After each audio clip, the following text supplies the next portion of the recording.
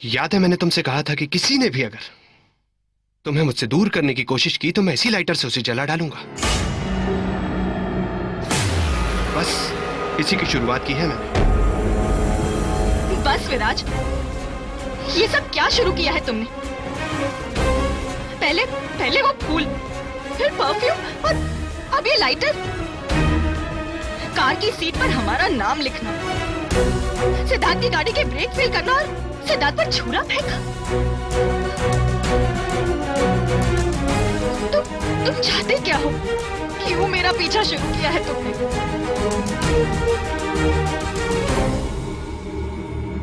पीछा? एक वक्त था राजवी जब मैं तुम्हारे पीछे आता था तो तुम उसे प्यार समझती थी। अब यही पीछा लग रहा है? हाँ, मैं शादीशुदा हूँ, इस हकीकत को अब मान लो विराज। और मेरा क्या राजवी? मैं तो अब भी अकेला ही खड़ा हूं। मेरे लिए तो जीवन भी रुक गया है और वक्त भी। जानती हो कितनी रातें तुम्हारे ख्यालों में जागा हूं मैं? कितने बार अपने नसीब पर रोया हूं? बस एक ही ख्याल ने मुझे जिंदा रखा है कि किसी न किसी दिन मैं तुम्हें आयम वीरानी की कैद से छुड़ा लूंगा। यकीन था मुझे कि तुम भी वहां खुश नहीं होगी। मेरे बिना भी तुम्हारा जीवन अधूरा है राजवी। लेकिन फिर मैंने तुम्हें तुम्हारे पति के साथ देखा मॉल के बाहर। तुम्हारे हाथों में फूल थे और आंखों में खुशी की रोशनी थी।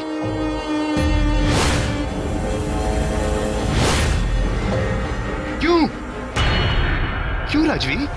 तुम्हारी आंखों में खुशी की रोशनी कैसे हो सकती है अगर मेरा जीवन अंधेरे में कट रहा है तो? क्यों? तुमने रोशनी की ओर पीठ कर ली है विराज। अलीबाग में तुमने जो हरकतें की ना, उसे देखकर लगता नहीं है कि तुम वो इंसान हो जो मेरे प्यार के काबिल हो। तुम जुनून को प्यार कहते और मैं उसे पागलपन कहती हूँ।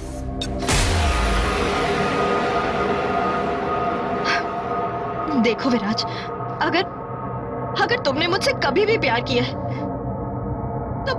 तो प्लीज प्लीज मेरा पीछा छोड़ दो। कभी नहीं। अगर मैं तुम्हारे बिना खुश नहीं हूं तो मैं तुम्हें भी खुश नहीं होने दूंगा राजवी।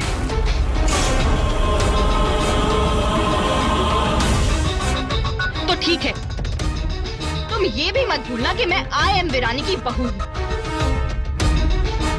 अगर मैं जाकर अपने ससुर जी को ये सब बता दूं ना, तो तुम्हें भागने के लिए जमीन भी कम पड़ जाएगी, समझे? भागना कौन चाहता है राजवी? कौन भागना चाहता है? मैं तो अपने सीने की आग में जली रहा हूं, लेकिन पूरे वीरानी खानदान को उसमें जला डालूंगा।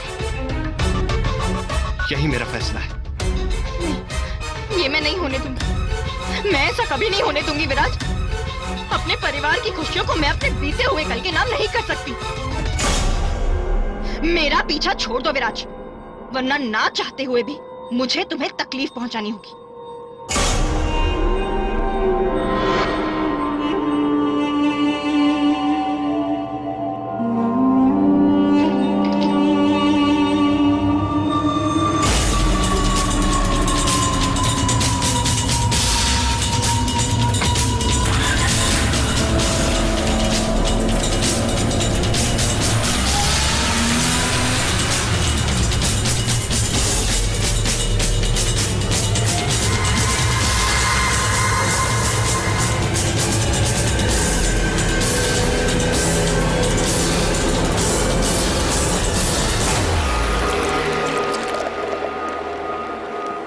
चारू, देवकी कहाँ है? मुझे उससे बात करनी है।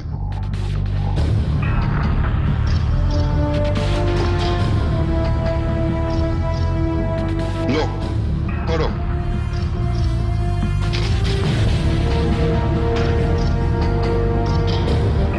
आग से खेल रहा है तुम्हारा बेटा। वैभव ने ही उकसाया है देवकी को। आज भी उसके दिल में सबीना ही बेटी है। नहीं, ऐसा नहीं हो सकता। मैं अभी अभी फार्म हाउस की पिक्चर्स देख कर आ रही हूँ। दिखावा है, और प्यार का दिखावा बहुत आसान होता है, खासकर जब सामने वाला इंसान प्यार को मानने के लिए तैयार होता है।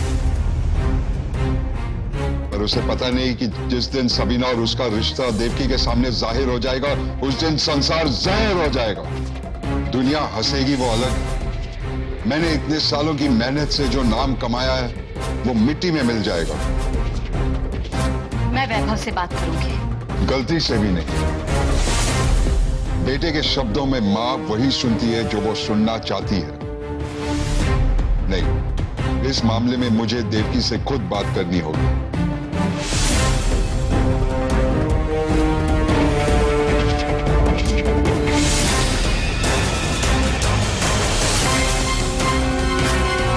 दीपक ज्योती नमस्तुते. अरे विराज बेटा, आलास तू? जेवण तयार आहे. काय झालं? थक गया? तर पाणी लावते मैं.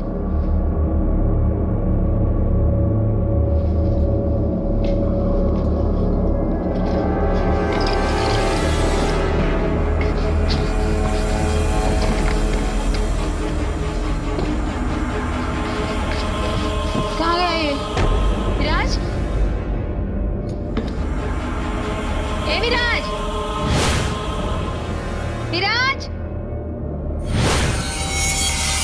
कहाँ गया ये? विराज! विराज! विराज क्या कर रहा है तू? अरे क्या कर रहा है लड़का? अरे अरे आग लग जाएगी ना। मेरे तन, मेरे रोम रोम में आग लगी हुई है। नल चालू कर देने मुझे। नहीं जला। क्या पागलपन है विराज? क्या हुआ तुझे? क्या हुआ? जला रहा हूं मैं। पुराने रिश्ते को, पुराने सपनों को, पुराने दिनों को जला रहा हूं। आई राजवी मुझे धमकी देके गई है। आई मुझे कह रही थी कि मैं उसके परिवार से दूर रहूं, वरना वो अपने पति के साथ कैसे खुश रह सकती है। आई कैसे? उसने तो मेरे साथ कसम खाई थी कि वो मेरे साथ खुश रहेगी, फिर कैसे खुश रह सकती है। आई सुन तो इधर आजा मेरे, इधर बचा बेटा। तुझे पता है खुशी किसे कहते पता है तुझे? खुश वो लोग रहते हैं विराज जो वक्त के साथ चलते हैं। वक्त से लड़ने वाले खुश नहीं रहा करते।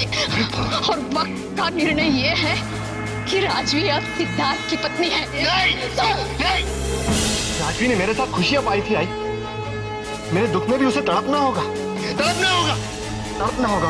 इधर आ जा। इधर बैठ। सुना मेरा राजा बेटा, मेरा अच्छा राजा बेटा, सुन, ये प्यार नहीं है रे, ये जुनून है। हाँ, जुनून है। प्यार जब पलटता है ना तो युद्ध और संघर्ष बन जाता है। आई और मेरा ये युद्ध पूरे वीरानी परिवार के खिलाफ है। आई उनके खिलाफ है।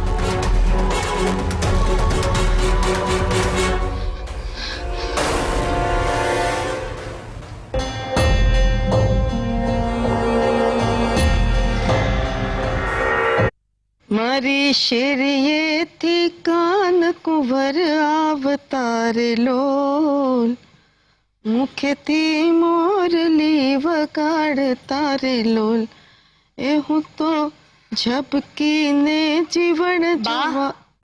अरे चारू आवा बेस।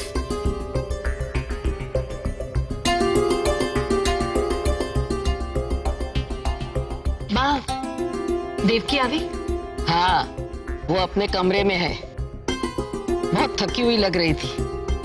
ये दोनों पति पत्नी कितना काम करते हैं, इस मीटिंग से उस मीटिंग में, इसके बारे में सोचो, उसके बारे में विचार करो। सच, उनको देखकर मैं थक जाती हूँ। चारू, तूने ये सबको छुट्टी पर भेजा ना, उसका सबसे ज्यादा फायदा सिद्धार्थ, राजवी, वैभव और देवकी को हुआ है। वैभव और देवकी को एक दूसरे के नजदीक आने का मौका मिला। मैं तो समझ ही नहीं पा रही हूँ बा, कि इन दोनों के बीच रिश्ता कैसा है। कभी लगता है कि दोनों के बीच बहुत प्यार है, और कभी लगता है कि शायद पहचान भी नहीं। ऐसा क्यों कह रही हो चारू? एक दिन मैं किसी काम की वजह से उनके कमरे में चली गई थी, तो मैंने देखा कि देवकी बेड पर सो रही है और वैभव सोफे पर। उस दिन तो देवकी ने बहाना बना दिया कि दोनों देर रात तक काम करते करते बस वहीं पर सो गए। पर माँ का मन कभी कभी कुछ बातें ना जानते हुए भी सब कुछ जान लेता है ना बा।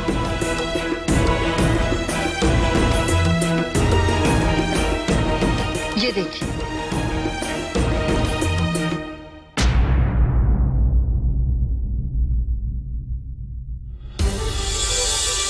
देवकी की कंपनी सबीना की फिल्म्स डिस्ट्रीब्यूट करने वाली है बा। मतलब? फिल्में कोई बनाता है, उस फिल्म बनाने वाले से फिल्म खरीदकर थिएटर में दिखाने का काम कोई और करता है, उसे डिस्ट्रीब्यूटर कहते हैं। अब देवकी सबीना की फिल्म्स डिस्ट्रीब्यूट करने वाली है बा। ये तो अच्छा नहीं हुआ। ये ख्याल देवकी का था या वैभव का? बाब, सवाल ये है कि वैभव ने ये ख्याल पैदा होते ही रोका क्यों नहीं, चाहे खुद के मन में या देवकी के मन में।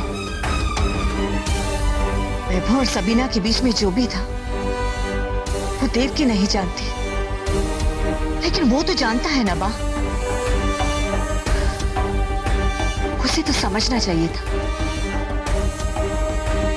जब पति या पत्नी के रिश्ते में बीता हुआ कल छुपाया गया हो, जब वो जाहिर होता है तो वो शूल की तरह चुभता है।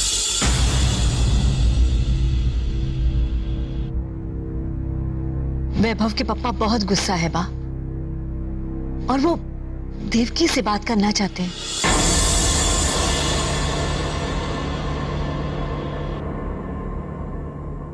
आपने बुलाया पापा जी? ये क्या है?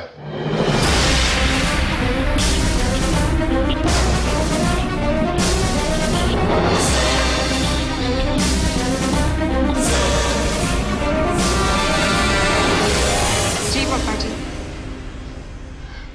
चंद्रप्रभा एंटरप्राइजेस के लिए मैं नई बिजनेस अपॉर्चुनिटी ढूंढ रही थी, और वैभव जी की दी हुई लोन अभी भी बैंक अकाउंट में पड़ी है। आपने ही कहा था कि पैसों को अगर कमाई में लगाए बिना पड़े रहने दिया जाए तो वो भी एक तरह का नुकसान ही है। मैं जानता हूं मैंने क्या कहा था और क्या नहीं कहा था। बातों को उलझाओ मत। इतना बड़ा कदम उठाने से पहले मुझे पूछना जरूरी नहीं समझा? जानती हो वैभव ग्रुप ने कभी फिल्म और ग्लैमर के बिजनेस में पैर नहीं रखा। इसीलिए मैंने चंद्रप्रभा एंटरप्राइजेस में बिजनेस करने का फैसला किया है पापा जी।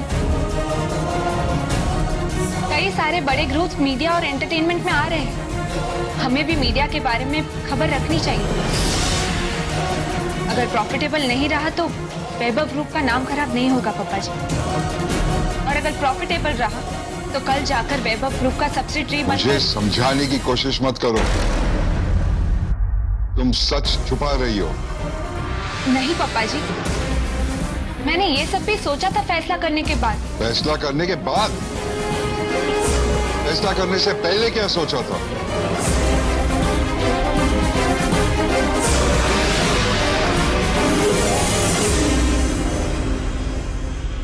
फैसला लेने से पहले मैंने सिर्फ इतना सोचा था कि पापा जी ना भगवान में मानते हैं, ना मंदिरों में, ना आश्रमों में। फिर भी उन्होंने मम्मी जी के लिए इतना बड़ा इन्वेस्टमेंट किया, इतना बड़ा आश्रम बनाने जा रहे हैं। शायद पति पत्नी एक दूसरे की खुशी के लिए चुपचाप कुछ करे, उसे ही प्यार का रिश्ता कहते होंगे पापा जी। वैभव जी को लग रहा था कि उनके सर पर सबीना जी का कोई कर्ज है, मुंबई फ्लोट्स के प्रोजेक्ट पर। वो उस कर्ज को उतारना चाहते थे, लेकिन उन्हें कोई रास्ता नहीं मिल रहा था पापा जी। और ये फिल्म डिस्ट्रीब्यूट करने को उन्होंने मुझे नहीं कहा। ये फैसला मेरा ही था, लेकिन अगर ये आपके उसूलों के खिलाफ है तो आई एम सॉरी पापा जी। ये गलती मैं दोबारा नहीं करूंगी।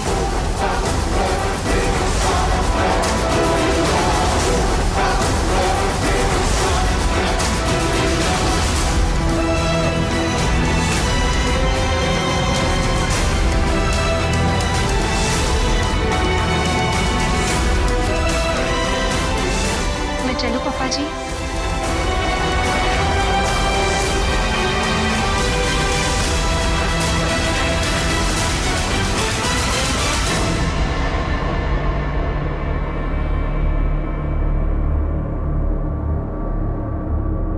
ईश्वर, बोल नहीं पाया कुछ?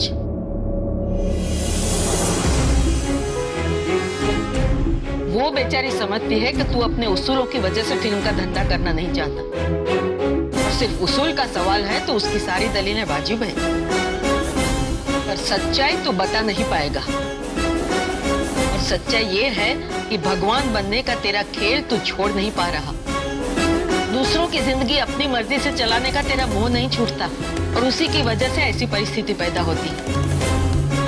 देख, तूने जिसे वैभव की जिंदगी से निकाल दिया था वही वैभव की जिंदगी में वापस आ रही है। वैभव की पत्नी ही उसे ला रही है। मैं तो मेरे ईश्वर से प्रार्थना करूंगी कि वैभव और देवकी की जिंदगियां बर्बाद न करे।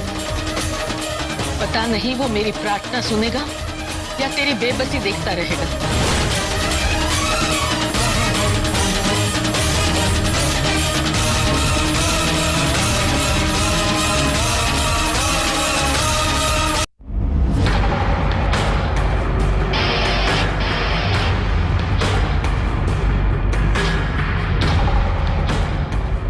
क्या वो देवकी? पापा गुस्सा हुए होंगे ना? मैं जानता था उन्हें फिल्म डिस्ट्रीब्यूशन का बिजनेस पसंद नहीं आएगा। हाँ,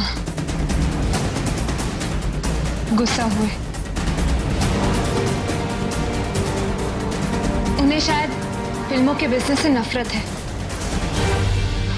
तो तुमने क्या कहा? मैंने कहा कि किसी आदमी की दिली ख्वाहिश और दिमागी समझ में संघर्ष हो तो उसके लिए रास्ता ढूंढना उसकी पत्नी का काम है। मेरे पति किसी का कर्ज उतारना चाहते हैं और अपनी फ्लैगशिप कंपनी का नाम भी नहीं आने देना चाहते, और इसीलिए मैंने ये फिल्म डिस्ट्रीब्यूट करने का फैसला किया है पापा जी। और हमें तो खुश होना चाहिए पापा जी कि एक और उन्हें बड़े बिजनेसमैन की समझ भी है और दूसरी ओर इंसानी जज्बात भी जिंदा है। और मेरे लिए भी मेरे सच्चे दोस्त मेरे पति ही है, और इसीलिए उनके जज्बात की कदर करती हूँ। कमाल करती हो तुम देवकी, हर बार इतने लॉजिकल जवाब कहां से ले आती हो?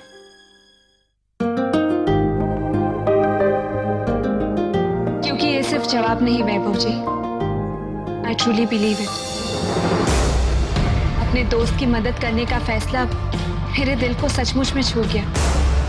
आप में इतनी ताकत है कि आप चाहे तो ऐसी 100 बस्तियां चुटकी में खाली करवा सकते हैं, लेकिन आपने वो रास्ता लिया जिसमें दूसरों का भला था। और सबीना जी के किस्से में तो आपने प्रूव कर दिया कि आप एक बहुत अच्छे दोस्त बन सकते हैं।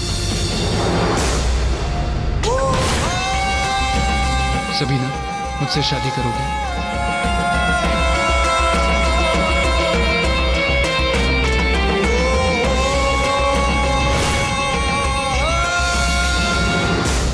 मुझे अब चने के झाड़ पर चढ़ाना बंद करो और डिस्ट्रीब्यूशन में क्या प्लान है मुझे दिखाओ।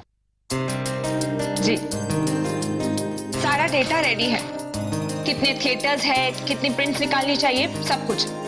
ये देखिए, पब्लिसिटी प्लान की ब्लूप्रिंट्स भी रेडी है और मैं सारी मीटिंग्स कर चुकी हूँ। बस अब सारे फिगर्स और आइडियाज लेकर हमें साथ बैठना होगा।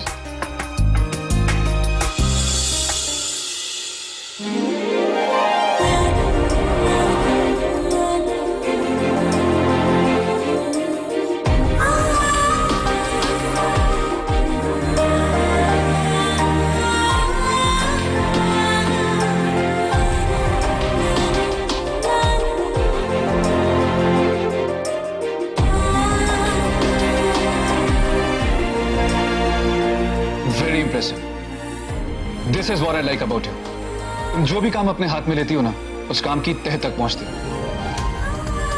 पापा क्या कहते हैं कि हर नया काम एक सफर होता है। जितनी जल्दी मंजिल की तरफ पहले कदम बढ़ते हैं, उतनी ही कामयाबी की पॉसिबिलिटी बढ़ जाती है। Important are the first steps, और तुम हमेशा सबसे आगे रहती हो।